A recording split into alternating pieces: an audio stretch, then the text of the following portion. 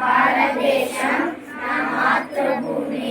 భారతీయులందరూ నా సహోదరులు. నేను నా దేశాన్ని ప్రేమించుచున్నాను. సుసంపన్నమైన బహువిధమైన నా దేశ వారసత్వ సంపద నాకు గర్వకారణము. దీనికి అర్హత పొందడానికి సర్వదా నేను కృషి చేస్తున్నాను. నా ఉపాధ్యాయులను పెద్దలందరినీ గౌరవిస్తాను. ప్రతి వారి ఎడల మర్యాదగా నడుచుకుంటాను. జంతువుల పట్ల ప్రతిజ్ఞ చేస్తున్నాను.